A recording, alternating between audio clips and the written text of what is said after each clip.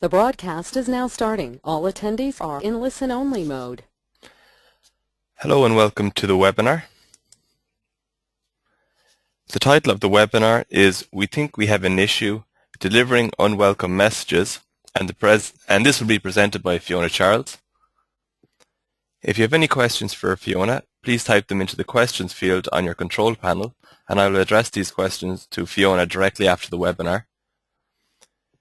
A recording of this webinar, as well as a copy of these slides, will be available on the EuroSTAR website after the webinar. And you can join the conversation on Twitter using the hashtag ESComps, and you can connect with EuroSTAR conferences using the Twitter handle @ESComps. And you can also connect with today's presenter Fiona at Fiona C. Charles. So I'll now hand you over to today's presenter Fiona. Hello, Fiona. Hello, Dara. I'm just going to click the right buttons here and then we can get started. How's that? Is that full screen? That's perfect. Slide the webinar control panel if I can. Okay. Good morning, everyone. At least it's morning where I am in chilly Toronto. For some of you, I guess it's afternoon. So this webinar is about delivering unwelcome messages. I'm going to start by talking about an example and a story that some of you probably already know, particularly my European and Swedish friends. The Vasa. In January of 1625, the King of Sweden signed a contract for a brand new warship that he intended to be the showpiece of his navy. It was a fabulously expensive project for the time. It took more than 3 years, and a very large project, and a great deal of resource in the form of oaks and other materials were used. 3.5 years later, when setting out on her maiden voyage with a great deal of fanfare, and I believe the king was present, the Vasa capsized and she sank, and sat there as a whole ship until she was finally lifted in 1961. Okay, now all I have to do is figure out how to make the slide move. There we go. Okay, so we don't know who knew what, and we don't know whom they told in the course of that project. We do know some things about the Vasa, and we know some things about the project.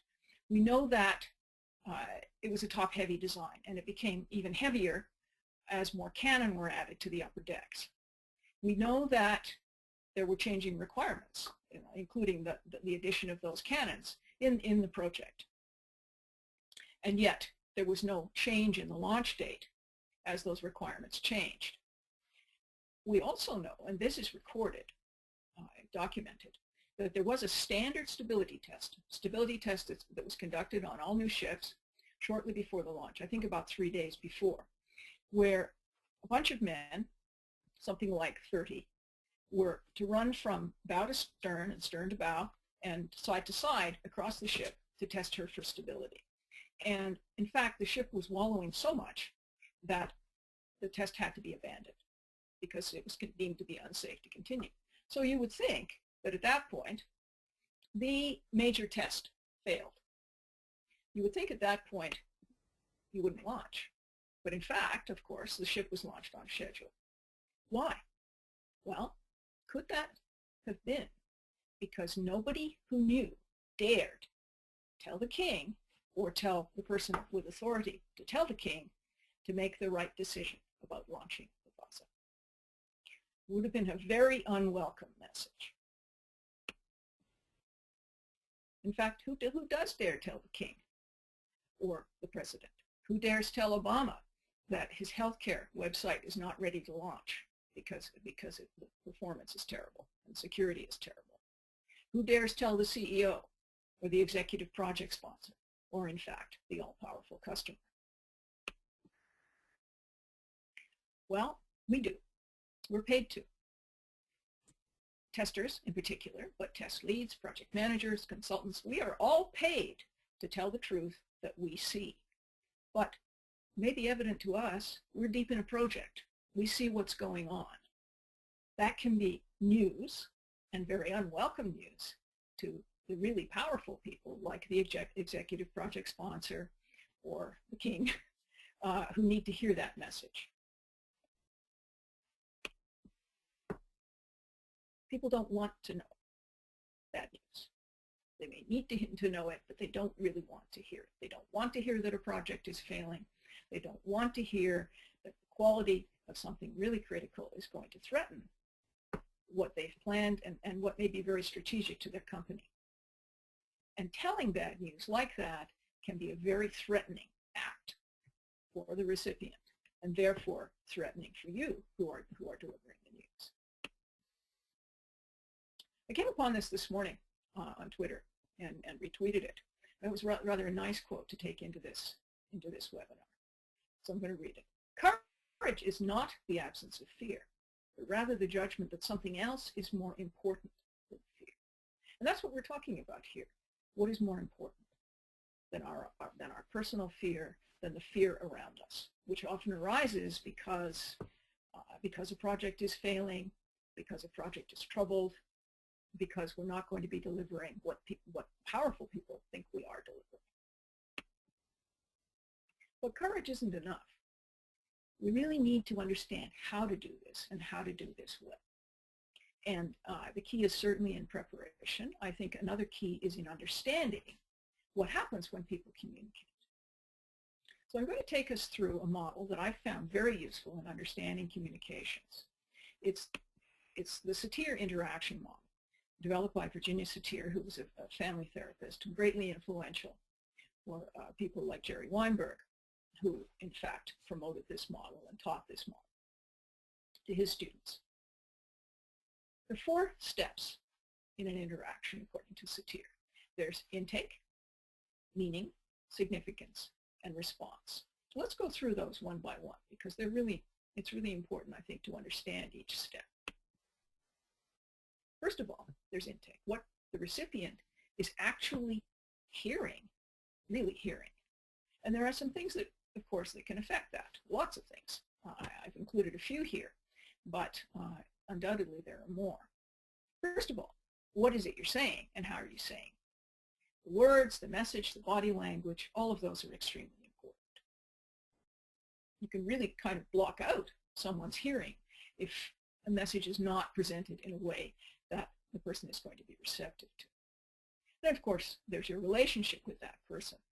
Does that person trust you? Do you trust that person? What are your respective roles in the hierarchy? Power always comes into play in those things. Also, of course, the recipient's preferences for communication. Do they like people to be direct? Do you need to work up to saying something directly? Be a little indirect at the beginning? Is this a person who needs reams and reams of detail right at the beginning? Or in fact, is this someone who doesn't want detail, wants a concise message, and then something of the detail to back it up? You need to know that about the recipient. Cultural differences, of course, also come into play. Those can be particularly in Europe, of course, national cultural differences, but that's true for all of us now in our global economy. Communication styles can be quite different across national cultures, as can accent within a language. In one of my workshops on this, one of the participants, an Austrian, was talking about the difference between Austrian communication styles and German communication styles, and he worked in both countries within his company. And one preferred much more direct communication than the other. In one, the direct communication style would be considered impolite. And I found that in one of my projects where I worked with a French-Canadian project manager who told me about some of the mistrust that she saw between French Canadians and English Canadians sitting down around a meeting table. She felt that the French Canadians thought the English Canadians were dishonest because they were much more indirect. On the other hand, the English Canadians tended to think that the French Canadians were blustering and therefore perhaps hiding dishonesty. Now, obviously, that's in an atmosphere of mistrust, but it's very important to understand what some of these cultural differences can be. Certainly, the recipient's state of mind is also going to play a big part. You can't of course, control that, but it's important to note. Noise, any kinds of external distractions, if it's too hot, if it's too cold, all of those things can get in the way as well. Intake, of course, is the most important step in many respects, because if you don't get it right there, then everything else that follows is going to be skewed. Then we get to meaning, how the recipient interprets what that person has taken in. And of course, again, there are many things that can influence that. One of them is the information that the recipient supplies to fill gaps in the message. Dale Emery talks about this in an article which I've listed down below in the sources. If you say to someone, "Have you got the time?" Very common English language phrase. The person you're asking that question to doesn't take it literally. Typically, well, sometimes they do, but typically that person fills in the gaps that you've left in the message and comes back with the time is. So you've, in fact, implied the question, please tell, or the statement, please tell me the time. So, and that can happen, of course, with any message, where if you leave gaps, if you aren't clear in the communication, if you aren't explicit in the communication, you leave gaps that the other person fills in. And they may in fact fill in the wrong things. Relationship, of course, it will also play a part again. Any history that you have between you, any experience that this person, who is likely a busy executive, has with analogous situations, with other situations that have occurred before that are like this. Something that I didn't see in reading about the satir interaction model was the recipient's political agenda, or in fact your own political agenda if you have one. This is not necessarily an evil thing, but it's important to note that, again, a senior manager is likely to have some kind of political agenda, whether that has to do with the fact that this person is the executive sponsor of the project and is therefore very heavily invested in the project succeeding. It could be very damaging to this person if a project doesn't succeed, or if a project does, or if a system doesn't launch on time. This could in fact be someone who would like the project to fail. It's important to have a sense of those things. And typically, when you work in a company, you do get some feeling for who wants what. Then there are things like the person's upbringing, their background, their personality type, any knowledge that they may already have, and any preconceptions they may have, and assumptions they may have made. All of those things are really important in how the recipient is going to interpret the intake. The next step is significance, and that's really about feelings. How this person feels about what they've interpreted.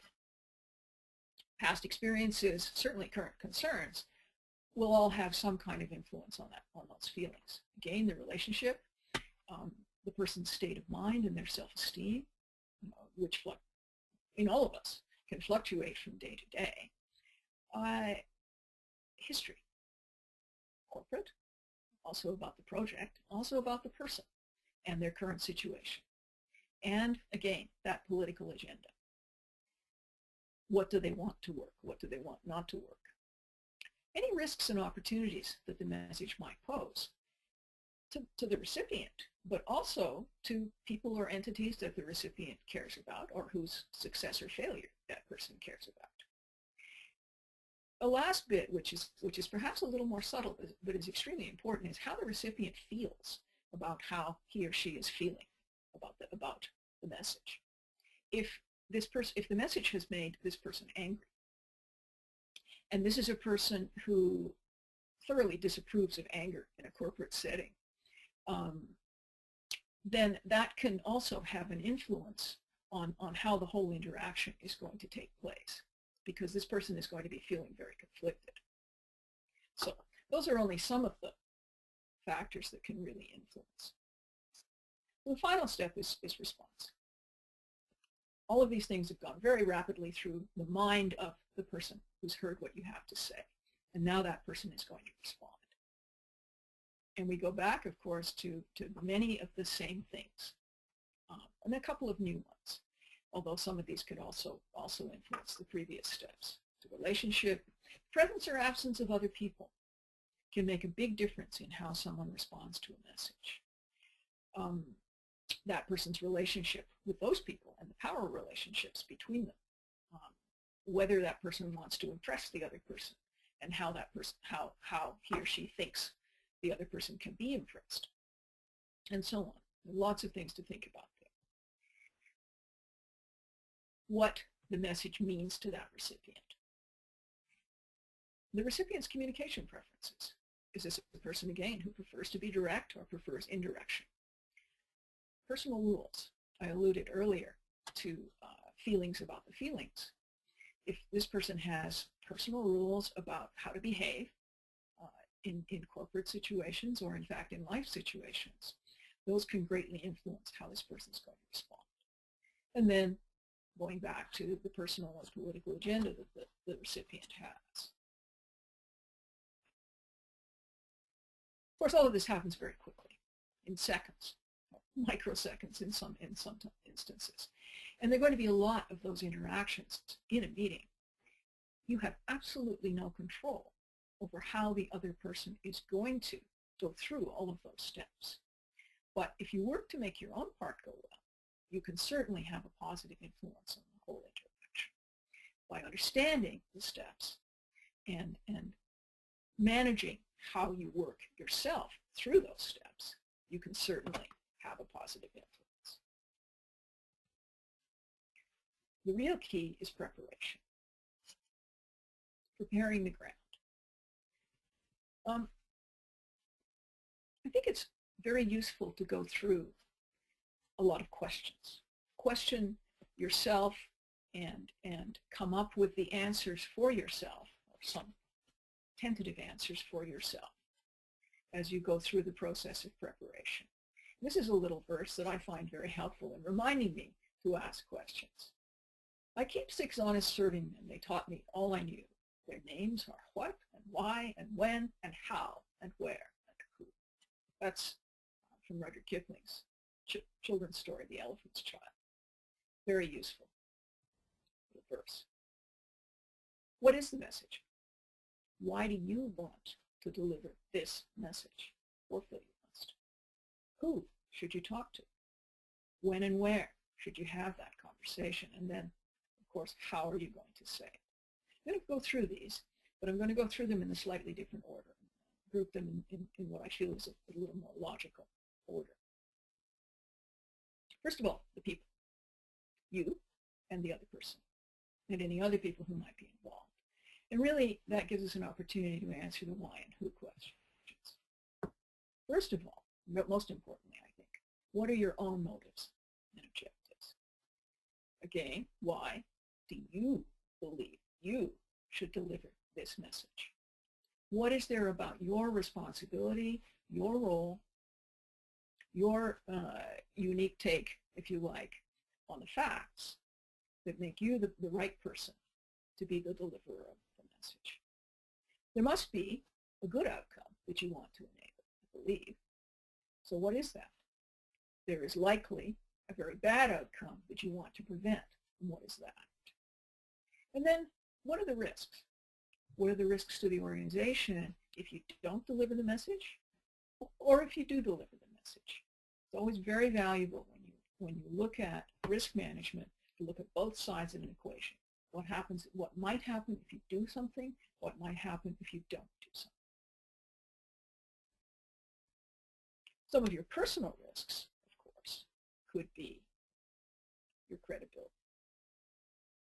If you do it badly, you could blow your credibility. If you do it well, you could enhance your credibility. Same thing with your professional reputation, your role and your position in the organization. Also, your personal confidence and your view of yourself, your self-esteem, your amour. If you don't deliver this message, what does that say to you about yourself? if you feel that it is your responsibility and then you don't do it, what could that do to your professional reputation? So, important to go through what you could stand to lose, but also what you could stand to lose from not delivering the message. Who's the right person? Who should you talk to? Of course, you need to identify the decision maker who really needs to hear this. That might or might not be the person you should talk to, depending on the hierarchy and how it works, depending on the real power relationships, depending on who is most receptive. It might be more useful for you to talk to someone who is receptive and influential, who can then talk to the decision maker. You need to evaluate your context and make a decision about that. In some organizations, it really must be the next person up the chain. In some circumstances, regardless of the hierarchy, you want to go directly to the top because there is a lot of there are a lot of hidden agendas, perhaps, or a lot of denial of a situation, and it's extremely important that the person at the top hear about it. That's a decision you'll need to make. How are you related to this person in the company? In the hierarchy, of course, but also, do you have a relationship? Have you had previous interactions? Have you had previous observations? Has that person had an opportunity to observe you in action? Have you observed that person in action? Do you trust this person? Does this person trust you? Do you believe this is an honest person? And power, of course. So there are going to be things that you know about this person or that you can find out about this person that could help you prepare. What motivates this person? Is it blind ambition?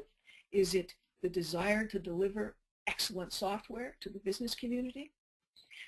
Is it some mix of those things? What does this person expect of others? And that will include you, of course. Is this a person of high integrity, or is this a person that you've had reason not to trust? What is this person's agenda? What are this person's aspirations as far as you know? Do you know what personality type this person is? I'm not going to go in detail into personality type, but there are some excellent models for thinking about personality and how a person is likely to react, what a person's preferences are. The Myers-Briggs personality type model is one such that I find very useful. There are many others. Also, what's this person's listening style? Is this person an active listener? Or is it someone who's likely to keep interrupting? Is it someone who's just going to sit quietly and wait till you've said your piece? What's their attention span? Many busy executives will tell you they have 5 minutes. Also, what's this person's preferred level of detail? You don't want to dive deep into detail with someone who wants a concise statement. But some managers, including some very senior managers, are very detail-oriented and will be extremely uncomfortable with concise statements. You need to know that about this person. You also should do some thinking about what the risks are to the recipient. It's unwelcome news. So how might that unwelcome news be threatening to this person? But also, what's the risk if he or she doesn't get the message? You can't, of course, control any of those risks. It's just useful to understand, because that, in fact, will help increase your empathy for the person that you're delivering the message to, and your understanding of how they might receive the message and how they might respond. So let's look at where and when. It's extremely important that you choose a time and place. You want to optimize the intake of your message. A tester told me about an incident where she, being passionate and honest and somewhat innocent, I have to say, tester was at a product launch in a large company, product launch party, where there were a great many vice presidents, and everybody was celebrating the launch of this product. And she, in her honest innocence, blurted out, "But it's full of bugs," loudly and publicly. Well, that was definitely an unwelcome message. It was not well received, not surprisingly. It embarrassed the VP who was responsible for that product. It created a huge furor. And it did not optimize either intake or of course, the reception of the message. And it did her absolutely no good within her company. You need to think about this and choose your time and place carefully. Schedule a meeting specifically for this, so the agenda is clear of other things. Don't do it in a crowded lunchroom or in a product launch. You want a quiet place, and you also want to make sure that you can be properly prepared with the facts and with your backup when you go to deliver the message. You certainly don't want to do it in a crowd. You don't want to embarrass this person in front of his or her managers or peers. Remember, important not to embarrass the person, important not to annoy the person more than you can help. So what is that message, and how are you going to deliver it? Of course, what is it that you're going to say? You really need to know the essence of the message. You need to know how you know you're right. What evidence do you have to back this up? If you have a resolution or approach to propose, then you want to know what that is. Don't feel that you have to have that. There are certainly managers who say, don't come to me with problems, I want you to come to me with solutions. The reality is, in my experience, if something is important enough and serious enough, the resolution and the approach may or may not be a simple thing. Probably will not be.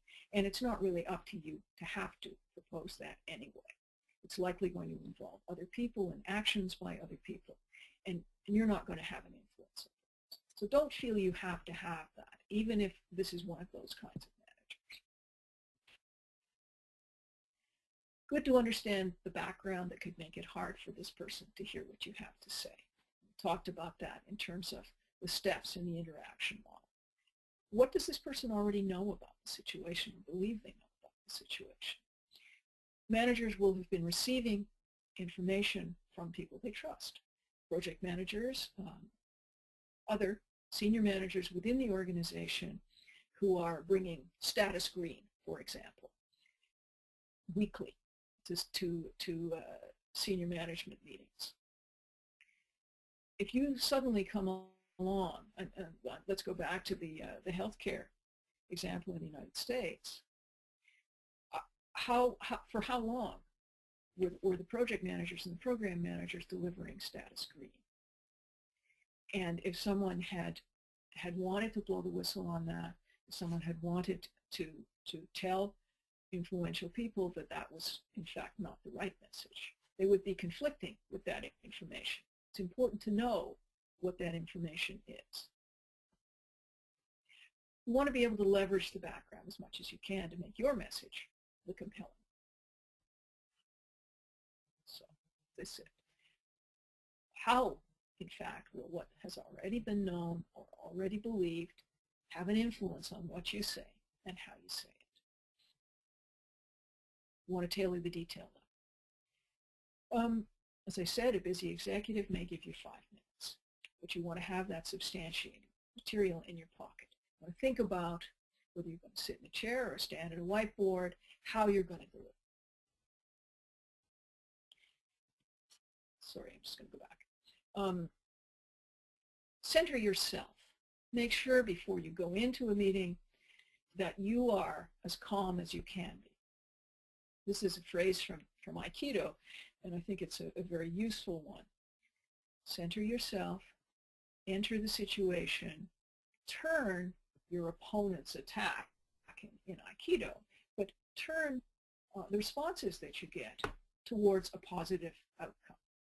You want to stay in problem-solving mode. You certainly don't want to be in a blaming situation. Be calm. State facts. You want to watch your body language. Don't project a really aggressive body language, or you'll make the other person feel threatened or in fact hostile.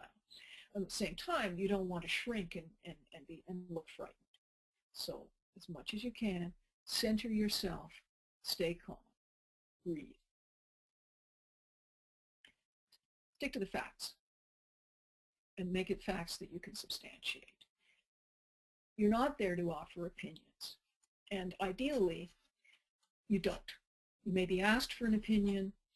You're perfectly entitled to say, I don't feel qualified to give an opinion on that. Or to say, this is only my opinion. But be careful about that. Much better simply to stick to the facts. Be very clear. If you've made any assumptions, get them out in the open. Get them up front. How are you going to deal with the responses? You need to watch that other person and listen really carefully. What words do they choose? What's the tone? Is it high-pitched? Is the person loud? Are you getting an aggressive response? Are you getting a curious response? A considered response? What is it you're hearing? What do you see in how that other person is holding him or herself? Does that help you understand whether you made your meaning clear in the first place? It's very important to remember you're not the only person here in this equation. And the other person has feelings. And when you deliver an unwelcome message, it's difficult for that person too. Keep it a dialogue. As much as possible, bring out what's positive in that interaction. Don't go in talking all kinds of testing jargon, because likely that person doesn't know it and doesn't care about it. And you certainly don't want to waste time explaining it. Try to talk language that that person understands, whether that's in terms of business risk, in terms of euros or dollars or pounds or Swedish kroner. Talk a language that means something to that person. And of course, make sure that you've been understood. Problem-solving mode again. You don't want to get sidetracked into being defensive yourself, and you certainly don't want to blame others. It's important to ask, have I given you enough information? But it's also important, if you do get into a very heated situation, if the person is very angry or very hostile, get out. You can excuse yourself and ask to resume later. After the meeting, also, send a follow-up. Summarize the conversation, request a response, and preferably agreement. If you've made an agreement between you about a course of action, if some action items have been discussed, list them and request a response. Please let me know if I've misrepresented anything or left anything out. Can you please confirm? Okay, so that's really the essence of what I wanted to talk about today. A few tips. Many of these came out of workshops that I've done with people on delivering difficult messages and some role plays. Let's go back to that risk assessment. Do a risk assessment of the whole situation. That can be very helpful. But think about it from all of the dimensions that you can think of. First of all, let's go back to that judgment about something else being more important than fear. Is this message important enough to outweigh the risks to me, but also important enough to outweigh the risks to the recipient? You want to understand that and remember that this person will be impacted too. You want to think about the risks, of course, from the other side. If you don't speak, what are the risks to you? What are the risks to the other person? What are the risks to the organization or project? There's a reason you want to deliver this message, and it is likely because there's a greater risk if you don't. But don't wait till it's too late. When you discover that there's a serious issue and that you have a message to deliver, get on with it. Think about it, prepare for it, but do it. Don't wait until there's a huge crisis. Don't ambush either. Nobody likes that. Do try not to surprise the person, and as I said before, speak the recipient's language. When you meet, try not to put yourself at a disadvantage. If you can possibly avoid it, you don't want to be in a two-on-one situation. And in fact, you don't really want to be in a two-on-one situation the other way around either. Sometimes it can be very helpful to take an ally with you. Sometimes that could make the recipient feel ganged up on. So if you do want to take an ally, make sure you choose that person carefully, and that you prepare together, perhaps, for how you're going to deliver the message. Leveling the playing field. This is interesting. In one of my workshops, we did a role play, and we ended up doing it twice with the same players and the same scenario. The first time around, the tester went into a meeting with two senior managers who were obviously feeling their power and showing it, and kind of bored with the message he was bringing, very skeptical, kind of skeptical of him. And as he tried to talk to them, he got less and less confident, less and less functional, less and less able to communicate properly. So we stopped it, did a debrief, discussed it with the class. People had all kinds of suggestions. I had some suggestions. We talked about those. And then the tester said, I'd like to do that again. We said, great, let's do it. This time, he went into the meeting, and there were those two senior managers, bored and skeptical. He came in, and instead of sitting down, he stood up. And he used the whiteboard, in this case it was a flip chart, but analogous, to make his points. Standing up, he felt more confident. He was able to substantiate what he said with some things that he wrote on the whiteboard, and it engaged the people in the room far more than simply talking to them.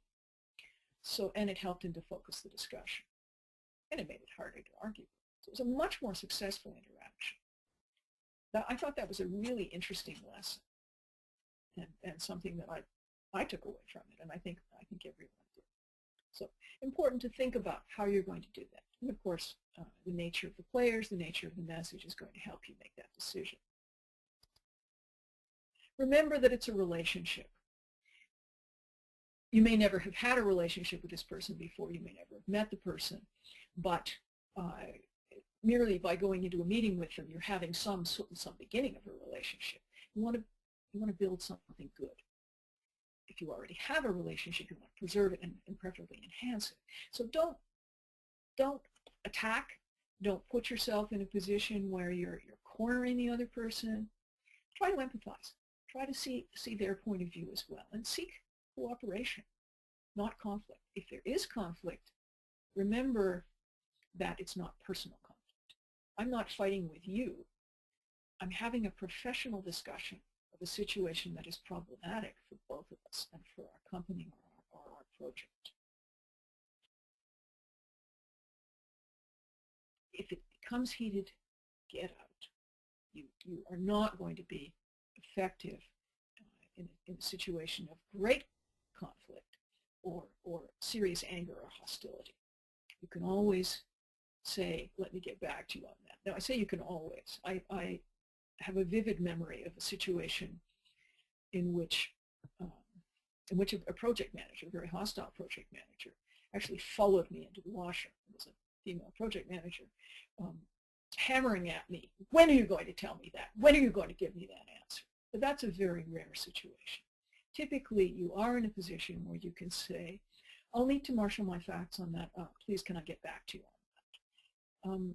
Could we please table that one for now and go and focus on this? That may not be possible. The person may be too angry. In that case, find a polite way to get yourself out. And if necessary, you can always say, excuse me, I need to take a biological break or whatever. It's not your responsibility. The decision is not your responsibility. And there are lots of kinds of work that are not your responsibility. It's not your job to fix software, for example, if you're a tester or a test manager. Don't accept responsibility that isn't yours. But it's fair enough to ask, not for a solution, but an approach. How would you like me to handle this? I talked earlier about having allies and who your allies might be. In any organization, there is more than one power structure. There's the formal organization, the hierarchy, But there are also the back channels. In one of my workshops, I had people draw both. Start with the hierarchy and where you are in relation to the person you might have to deliver this message to. Now do the informal structures. There are often people in an organization who have far more power or influence than their hierarchical position would suggest. And likewise, there are often people in an organization who have far less real power than their position would suggest. Important to know that, and to know where the power really is.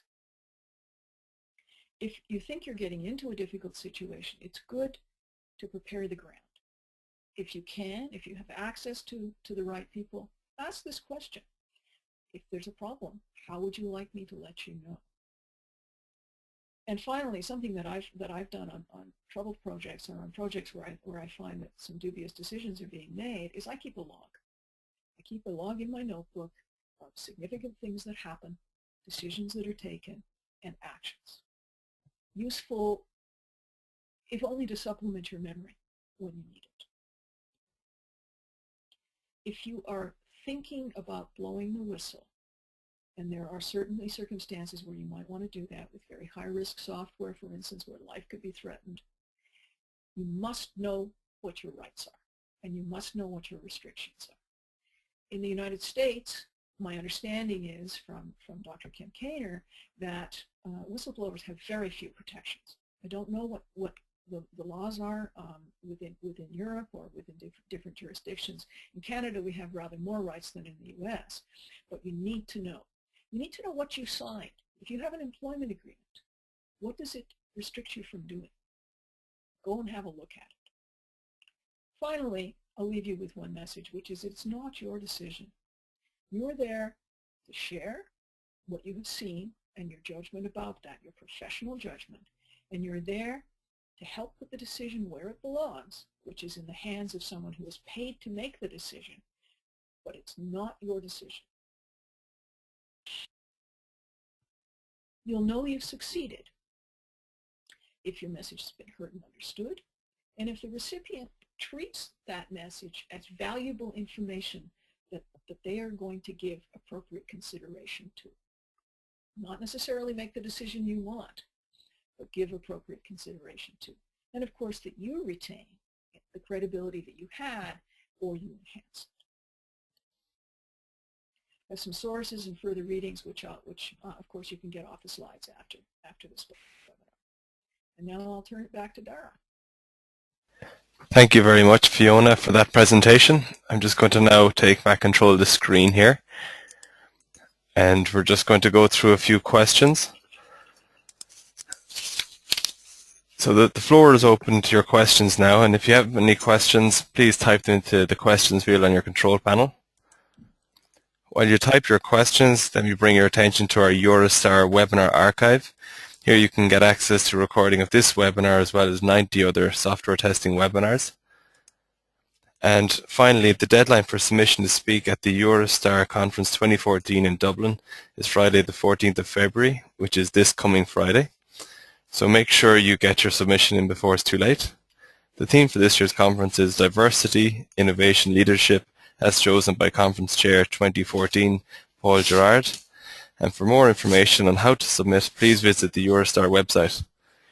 So we'll now take a look and see if there's any questions here.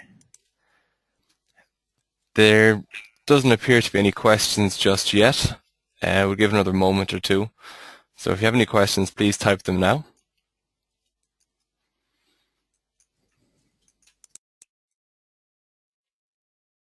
I'd be delighted, by the way, to answer questions after the webinar as well.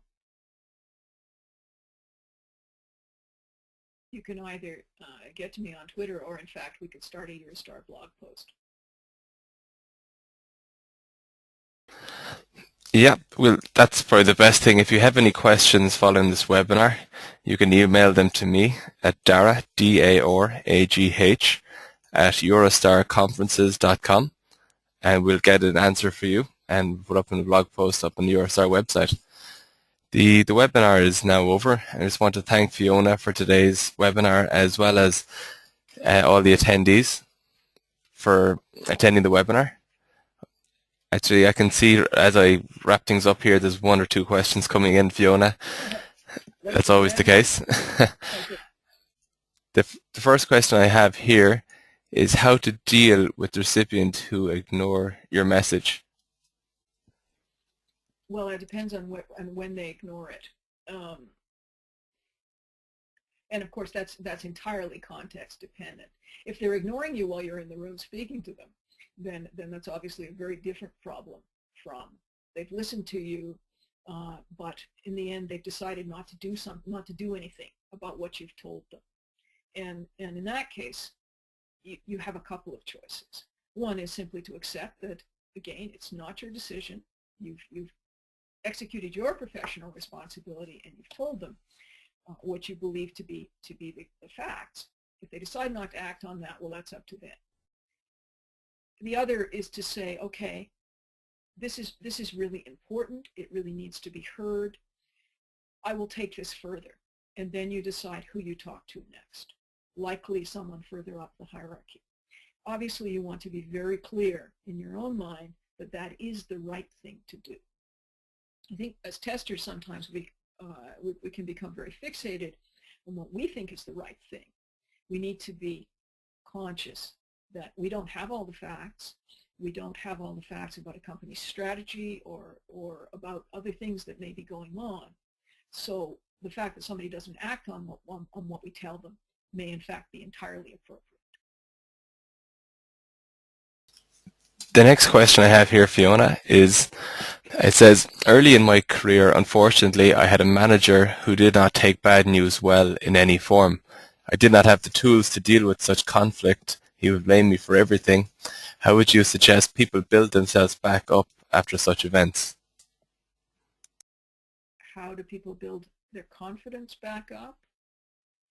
Yes. Or how do they build trust back up? I guess I'd like clarification on the question.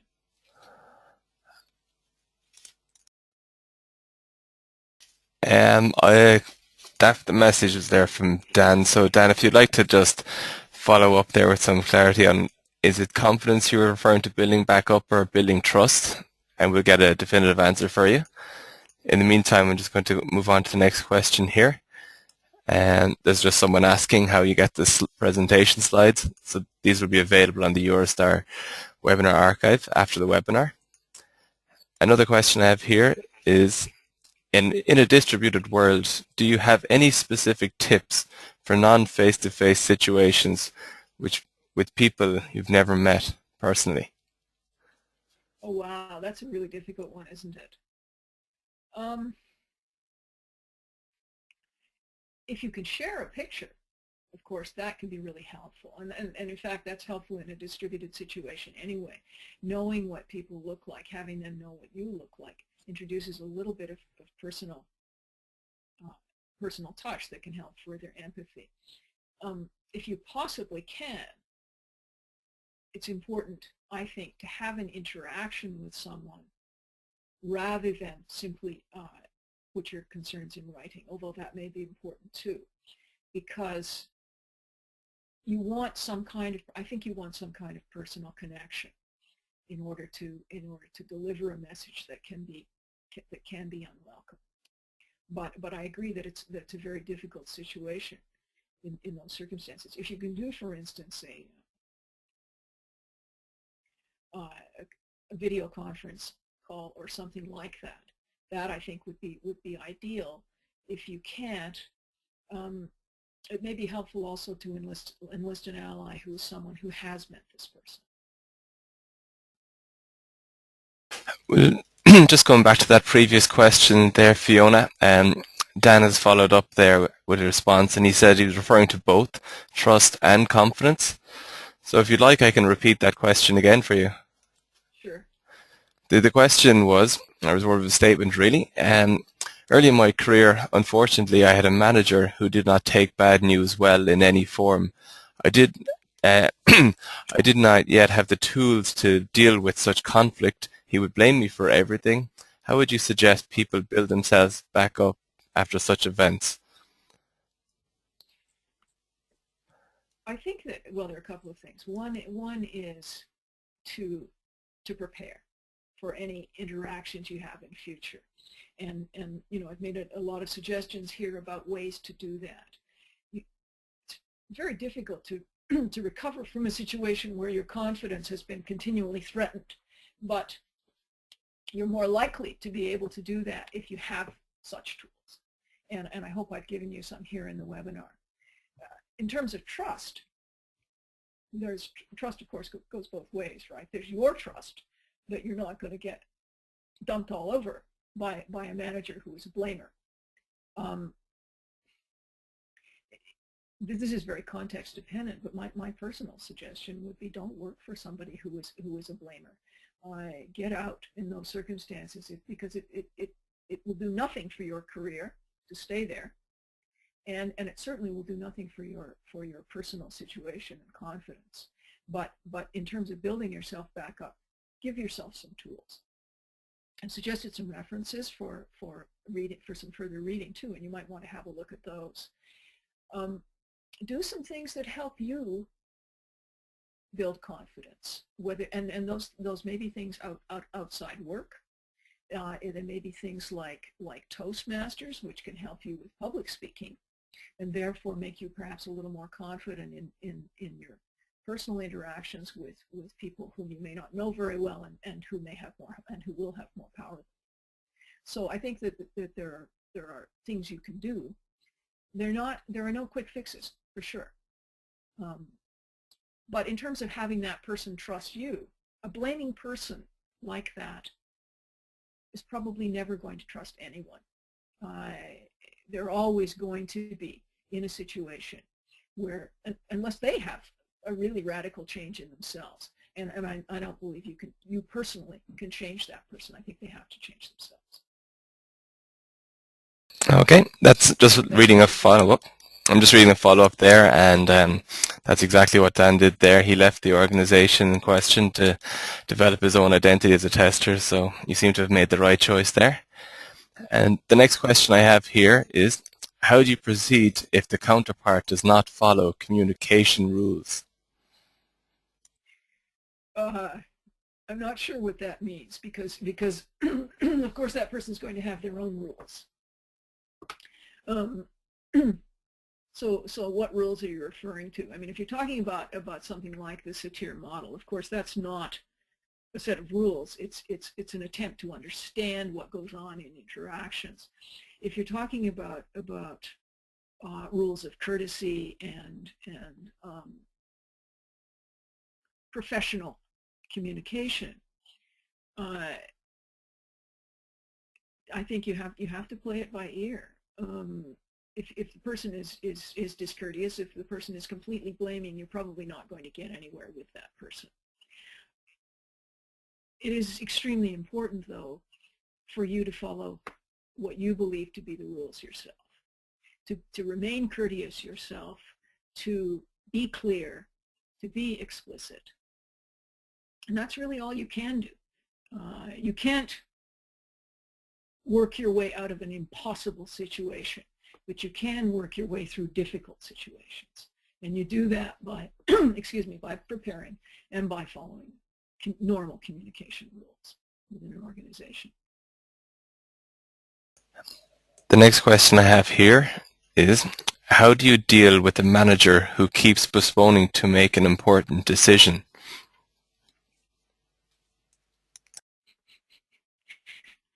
I've been in a number of organizations where that occurs, mostly as a consultant. But this is very context dependent.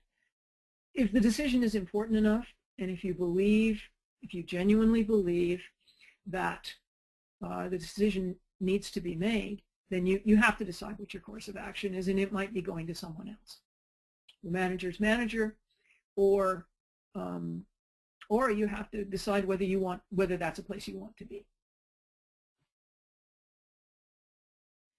You're not likely, other than once you presented the facts to someone, really your responsibility ends to some extent, unless it is so compelling a situation, as I said, in case of life and death, that you want to go beyond that. So you need to decide what's really important here. what's really important to you, what's really important to the project or organization, and act accordingly. That appears to be all the questions that are coming in right now, Fiona. So I think we're just going to wrap things up there now. I just wanted to say thank you again for today's webinar, and thank you for all of you who attended the webinar and all your questions. The webinar is now over, so you can now log out. Goodbye.